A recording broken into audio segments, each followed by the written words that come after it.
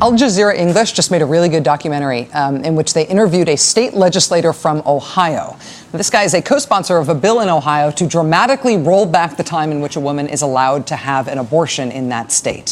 So he gets interviewed by Al Jazeera, and he tells Al Jazeera in the interview that what he really wants is for there to be no legal abortion at all in Ohio except to save a woman's life. But then this is the important part. Watch what happens next. Watch what happens after he says that with the follow-up question here from the reporter. This is kind of amazing. Watch.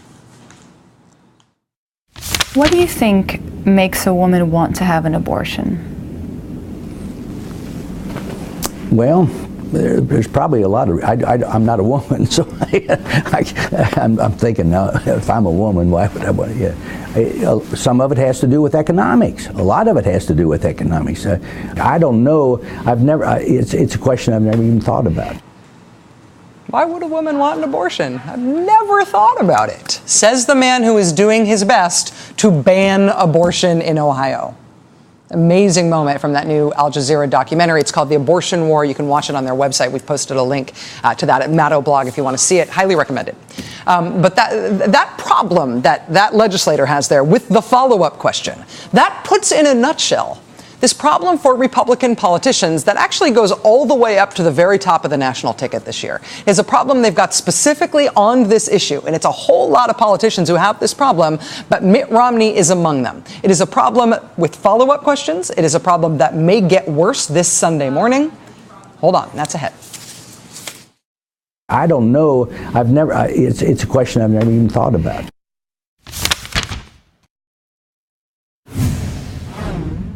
I wrote an op-ed piece in the Boston Globe, described my view that I am pro-life, described why I had changed to become pro-life. I recognize it's a change.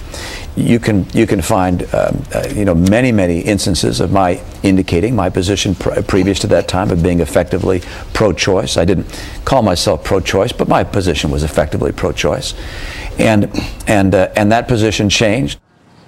That was Republican presidential nominee Mitt Romney the last time he was running for president, speaking on Meet the Press. Abortion was not an outsized issue in that last election the way that it is this year, but even then, Mr. Romney had some trouble explaining what he meant about it. I didn't call myself pro-choice, but my position was effectively pro-choice, and that position changed.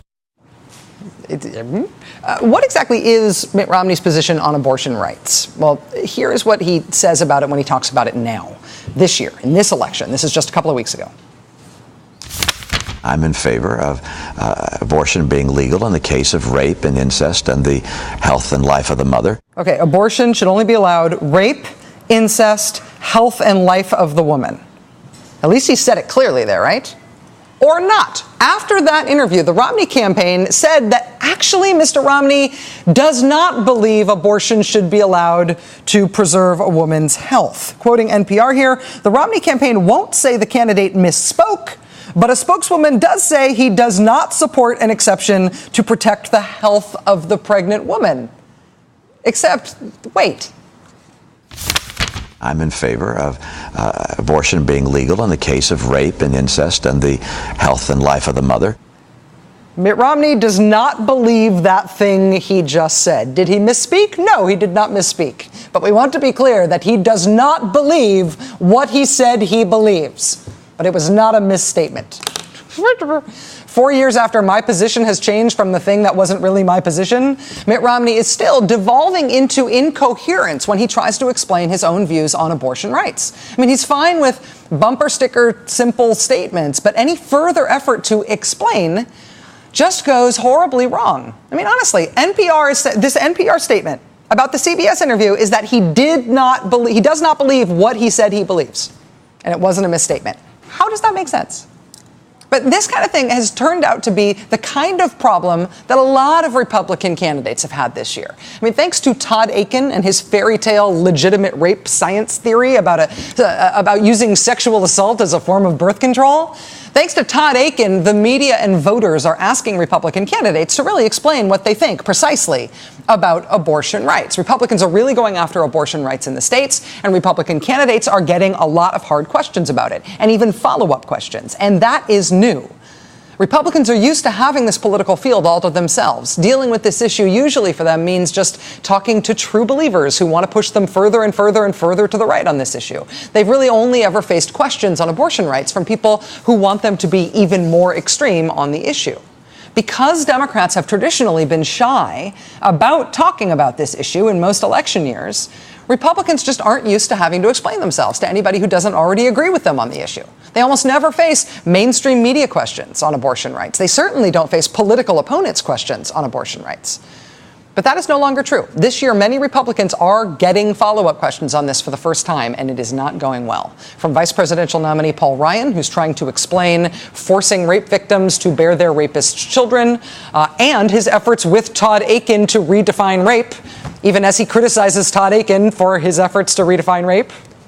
Goes all the way down the ticket, though. The Republican House and Senate candidates are having similar problems. Just in the last week or so, we've seen new Todd Akins cropping up in races all over the country. Tom Smith is running for U.S. Senate in Pennsylvania. He's the Republican nominee for Senate. Here's what happened when an AP reporter asked Tom Smith a follow-up question or two about his position on abortion rights. In cases of incest or rape, abortion should or should not be. No exception. Well, how would you tell a daughter or a granddaughter who God forbid would be the victim of a rape to keep the child against her own will? Is that something that you would? Do you have a way to explain that? I lived something similar to that with my own family. She chose life, and I commend her for that. She knew my views, but fortunately for me, I didn't have to. She chose the way I thought. Now, don't get me wrong, it wasn't rape, but she did. Similar how? Having a baby out of wedlock. That's similar to rape? No, but put yourself in a father's position, yes. I mean, it is similar. This isn't. But I'm back to the original. I'm pro-life, period. Republican U.S. Senate candidate from Pennsylvania. His name is Tom Smith. Him explaining why getting pregnant outside of marriage is just like getting raped. Put yourself in a father's position. Oh, and also the government should force you to carry that pregnancy to term either way, no matter what you want. Vote for me in November.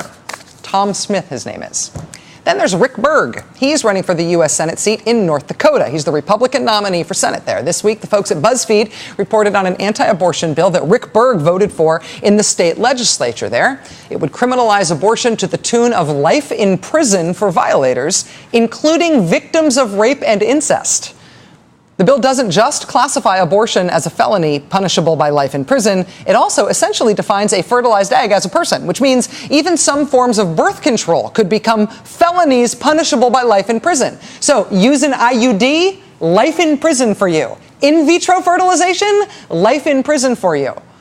And that includes rape victims and incest victims. And then there is Congressman Roscoe Bartlett running for re-election in the great state of Maryland. Roscoe Bartlett has served 10 terms in Congress, but this year, thanks to redistricting, he is not running in a super safe district for the first time since he first won the seat in 1992. This year, Roscoe Bartlett really has to campaign hard to hold on to this seat, which is why it is not a great time for him to be faced with follow-up questions about his anti-abortion policies that he's not used to talking about with anybody who doesn't agree with him on the subject. But that's exactly what happened at a town hall last week that went very bad very quickly. There are very few pregnancies as a result of rape, fortunately, and incest. So you agree with that? The usual abortion, what is the percentage of abortions to rape? It is tiny. It is a tiny, tiny percentage. There's 20,000 pregnancies every year from rape. Yeah, and how many abortions? In the millions. That's 20,000 rapes. That's 20,000 people who are violated. Yeah, I know. That's a lot of pregnancies. That's 20,000 too many. Percentage of pregnancy, percentage of abortions for rape as compared to overall abortions, it's a tiny, tiny percentage. And incest is quite high too, believe me. In Appalachia, we sell that on a daily basis. Yeah. But again, it's a tragedy for the family and the person, but in terms of actual numbers, it's a pretty small percentage of the total number. Unless you're the one. 20,000 women a year. Congressman Roscoe Bartlett doing his best Todd Akin impersonation with some of his constituents. He's facing a hard re-election effort already. Republicans' ability to answer questions and follow-up questions on women's reproductive health rights is a skill that has atrophied. Republicans simply do not have all that much ability to take criticism from the center or from objective people or from people who are not activists on their side of this issue. This campaign season, when Mitt Romney has agreed to interviews, he has mostly agreed to them on the condition that they are conducted by the Fox News channel. I don't know why, but that's mostly how it's been. But this Sunday, Mitt Romney is appearing for the first time in nearly 3 years on Meet the Press. He's going back to Meet the Press. And if his answers to basic follow-up questions about his positions stay as incoherent as they have been on this issue, he could be in for some trouble. Do tell.